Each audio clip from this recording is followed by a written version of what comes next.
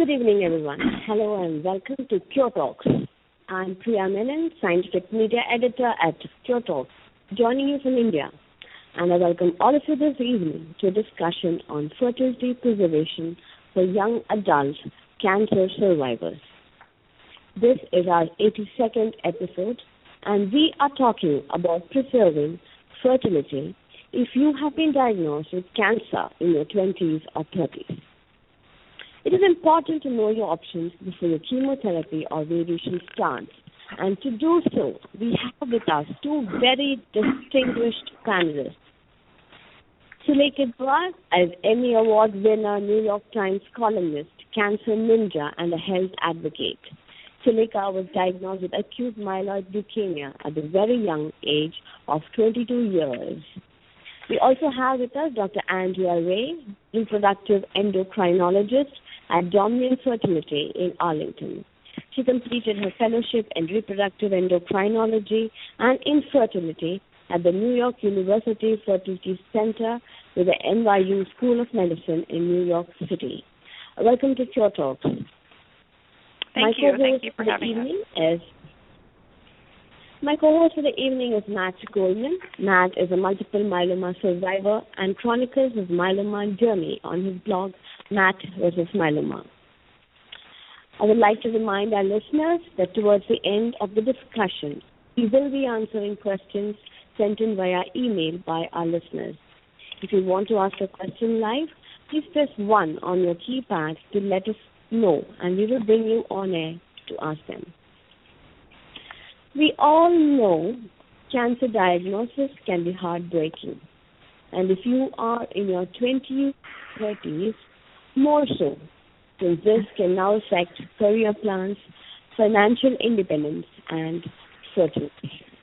Fertility preservation is often not introduced to young adult cancer patients, and in the coming hour, we will try to learn more about avenues and options available for preserving your fertility in young adults who are diagnosed with cancer. With that, it's over to Matt. Matt, you're on air. All right. Thanks, Priya. And thanks, Doctor, and thanks, Suleika, for participating. I think we got a lot of stuff to cover, so I'm just going to jump right into it. I've got a few questions for you, Doctor. First, just beginning from the basics, will cancer treatments affect fertility? And are there, I know every cancer is different, but are there ways to treat cancer without compromising fertility? Yes, thank you, Matt, and thank you, Priya and Suleika. I think what we know is that whether the cancer treatment will affect fertility will often depend upon what type of cancer a person has and what the proposed treatment really might be. We know the big offender really is chemotherapy, and chemo has the potential to render a man or a woman temporarily or even permanently infertile. Chemo works because it targets rapidly growing cells, and when we want to fight cancer, that's what we want to do, is stop those rapidly growing cells. But unfortunately, that also takes out sperm and eggs alike. And for women, this can mean this speeds up their biological clock and even leads to temporary or even permanent menopause. And there can be other treatments like surgery that can impact fertility if they involve the removal or compromise certain reproductive organ systems. Radiation also has the potential to affect fertility, but again, that's going to depend on the target organ and the patient's overall treatment plan. But there may be alternative ways to treat the cancer without compromising a patient's fertility, keeping in mind that the primary goal is, of course, to get rid of the cancer first. Thanks. What are some of the more common cancers that might affect a person in his or her reproductive age, the 20s and 30s? Sure. I think what we see in young adults, they may experience similar cancers to older adults as well. But we see breast cancer, non-Hodgkin's and Hodgkin's lymphoma. melanoma, sarcomas. There can be gynecological cancers of the female system, like cervical cancer or ovarian cancer, testicular cancer in men, colorectal cancer, other types of leukemia as well as brain and spinal cord tumors. So, quite a few different ones. Absolutely. Yeah. If a patient hasn't taken steps to preserve fertility before cancer, before their diagnosis, I guess, how do you evaluate opportunities for drug holidays if a patient expresses interest in conception? This is a great question. Not everyone has the opportunity to pursue fertility preservation before cancer treatment. And typically, I would have to say that the opportunity to stop and take a drug holiday is usually a decision that's made between the patient and their oncologist. And often, again, it's going to depend on what type of cancer they have, how old they are, and what their overall prognosis is. But I can say that the most common situation I've seen in my practice are breast cancer survivors who often are in their 30s, and they've completed their treatment, but they want to stop something like tamoxifen earlier than, say, the 5 or 10 years that may be recommended. And these are often very critical reproductive years for women, and a few years can really make a difference in terms of their fertility. And so what I would do is work together with them and their oncologist in this decision process and try to evaluate their fertility at this point in time, and then offer advice and options about what their chances of pregnancy would be if they tried now versus waiting in a few years. But I really can't emphasize enough that we are certainly a team, and these cases always require a multidisciplinary approach. Mm. And is it solely the oncologist who may consult with the patient before they begin treatment about fertility issues, or is some other specialist brought into the discussion, or is that kind of the patient's choice? Oh, that's another good question. I think the oncologists really serve as the front line. And really since 2006, there's been some clear recommendations from the American Society of Clinical Oncology that oncologists really should be addressing the issues of infertility before patients start treatment, and if possible, to really refer these patients on to reproductive specialists. The oncologist has so many different facets of their patient's treatment plan that they have to coordinate that they really often don't have the time to discuss fertility to the extent that is necessary, and really that's where I come in. As a fertility specialist, this is what I do all day, and we're always happy to meet with patients for consultation and spend time so they understand their options. And, the earlier the better, too, because it gives us time to really provide them with the widest array of options. For example, if they were to go through egg freezing, it may take 2 or 3 weeks at a minimum.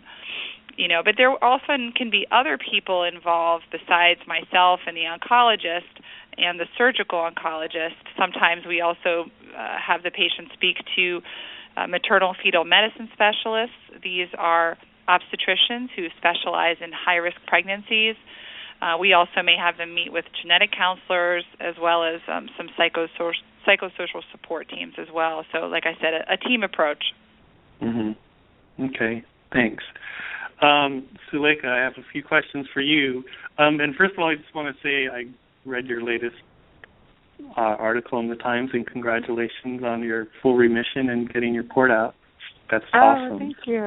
Thank you. Yes, it's been an eventful day. I actually just flew in from India, so I'm probably more on Priya's time than I am on New York time right now. Okay, so you were diagnosed when you were 22. Did your medical team discuss fertility issues with you? I have the utmost respect for my medical team. They're incredible people who are brilliant and who are really dedicated to getting me healthy. But unfortunately, fertility was not something that was discussed with me at all. I found out a few days after my diagnosis when I started to Google the side effects of the chemotherapy treatments I was scheduled to undergo in less than a week. And for me, the shock of imagining that I was going to be infertile was in some ways greater than the shock of actually receiving a cancer diagnosis. Mm-hmm. I had a shot at being cured, but infertility felt permanent. And at age 22, I hadn't even begun to think about starting a family one day. That wasn't something that was on my radar. And it felt like a major breach of trust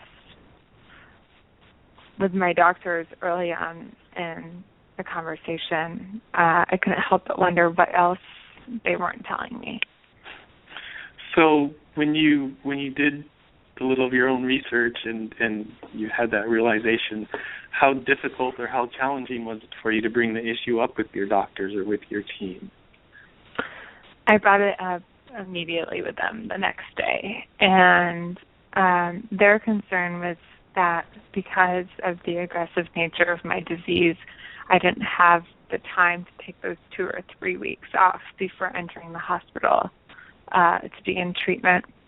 But once I really explained to me how important this was to me, they ended up agreeing in the end to carve out 2 weeks for me to undergo egg preservation treatments.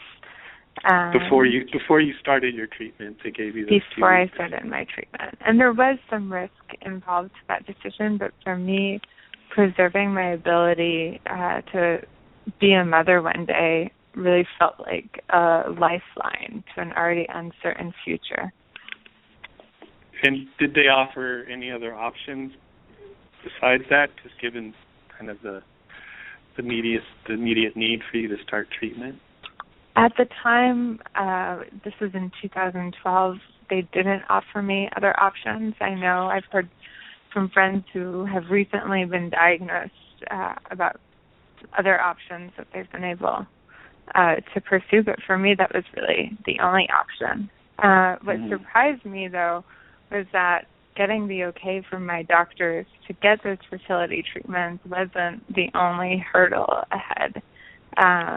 Unfortunately, in the United States, most insurance companies don't cover fertility preservation treatments for cancer patients, and those treatments can cost upwards from $20,000, which is a heavy bill to tack on before you've even begun your cancer treatment.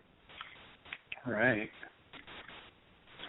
So, I guess going back to you, doctor, what are some of the options available for both men and women for fertility preservation? And touching on Suleika's point, what are some of the options given the financial cost of fertility preservation?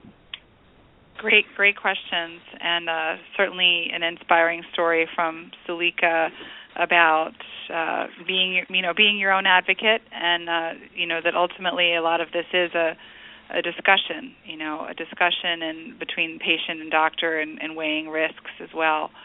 And certainly, just to echo what she said, I mean, a very common thing that we hear from patients is that it's not just a cancer diagnosis; it's being told that they may be infertile, and that for a lot of patients, like Suleika said, that's even worse than the cancer itself.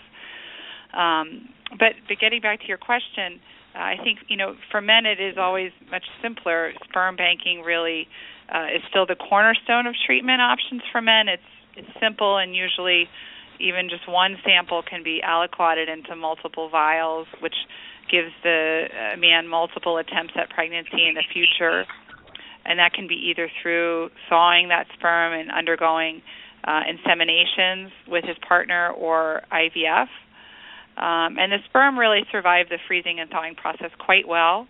So there's really no considerable impact on the freezing process in terms of the chances of that being fertile afterwards. For women, there are several different options now. Suleika talked about egg banking, and this is certainly really gaining momentum. the experimental label's been lifted as of 2012, and it really remains the best option for single women or for couples who really want to avoid the psychological burden of creating embryos, particularly in the setting of a life-threatening disease. But the problem with egg freezing over the years is that the eggs, for lack of a better description, are really prone to freezer burn, and they really have not survived the thawing process very well. So we haven't really done a lot of egg freezing until recently. There have been improvements in the freezing techniques with vitrification, and now we see excellent thaw survival and embryo development, which translates into good pregnancy rates for patients.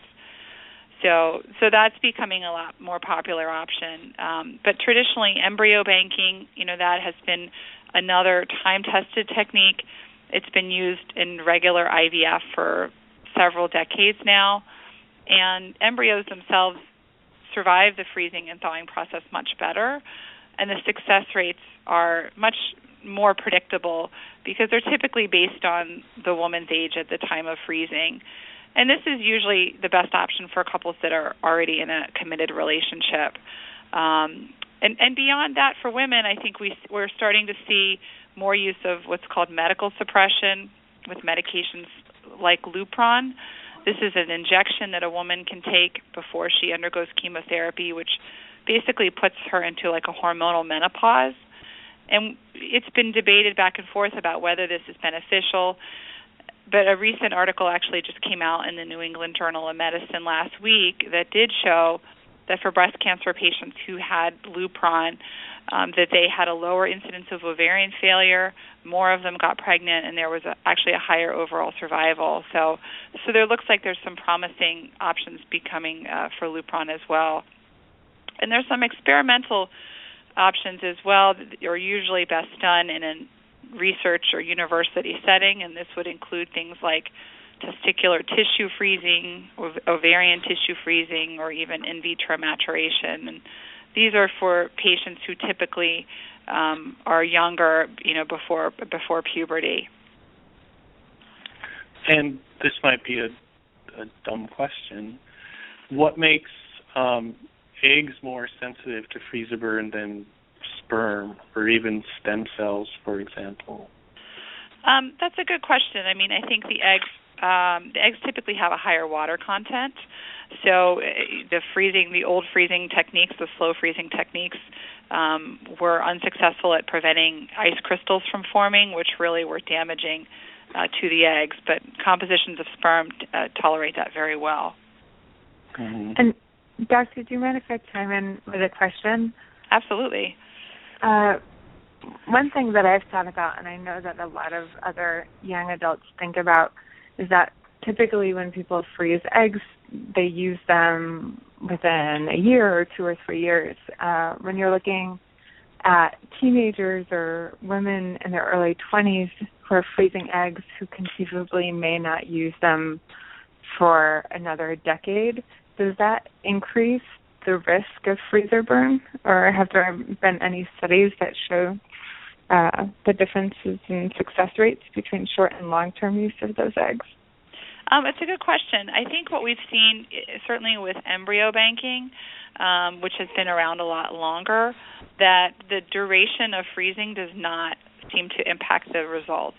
And that's what we've seen with sperm banking as well, and I would assume the same as for the egg freezing. The risks with egg freezing are really at the time of the freeze and at the time of the thaw, but once they're frozen, they sort of remain in that dormant state, and they can, with embryo freezing, we've certainly seen patients go greater than 10 years, with good results. Mm-hmm. And if a patient doesn't have a chance to do fertility patient before they start treatment, like Suleika, for example, had a 2-week window, but if somebody doesn't have a window to do that and they're in their active treatment and at some point they do want that drug holiday while they're still being actively treated, what kind of tests need to be done to know if the sperm or the eggs would even be viable? Is there any sort of genetic screening or what's what's looked at? That's a good question. So I think you're saying, well, while someone's still in treatment, I think it would depend what the treatment is. I think while they're still in active chemotherapy, it would be, it's not typically when we would undergo egg freezing, but it would be a discussion with, the oncologist to see if there would be a window of time that, could be carved out. Sometimes, anecdotally, I've noticed in these situations, women may not respond to the medications that we give them as well because the ovaries are in such a dormant state. And I think you touched upon some genetic screening as well and how to assess fertility. So, typically, to assess fertility for men, again, it always just kind of boils down to a simple semen analysis. And then if that's abnormal and they are at a juncture where they're looking to preserve fertility, we often would handle these cases in conjunction with a urologist, particularly one that may subspecialize in infertility. And then for women, to assess fertility, we're looking at usually a combination of tests, and this would include typically a pelvic sonogram to look at the ovaries. That gives us our best view of the ovaries without having to look at them through surgery, and that's very simple to do. And then we would also combine that information with some basic hormone tests, which are just blood tests that we would draw, and use that data to sort of extrapolate how many eggs are there in the ovary at that time and whether, that can be translated into their fertility. And is there any way to do any screening for chance of birth defects and trying to minimize that? Absolutely. So I think, we talk a lot about genetic screening now and screening to really all of our patients, not just those that are undergoing cancer treatment. And there's multiple options really for women and for couples. And there are options before conception and after conception. So before trying to get pregnant, a woman can typically undergo some screening to identify genes that they may be carriers for. So this would, include things like cystic fibrosis or sickle cell disease. But particularly for a patient with cancer, this may include genetic testing for, say, something like the breast cancer gene, the BRCA gene, or other conditions that may be linked, genetically linked to that patient's condition.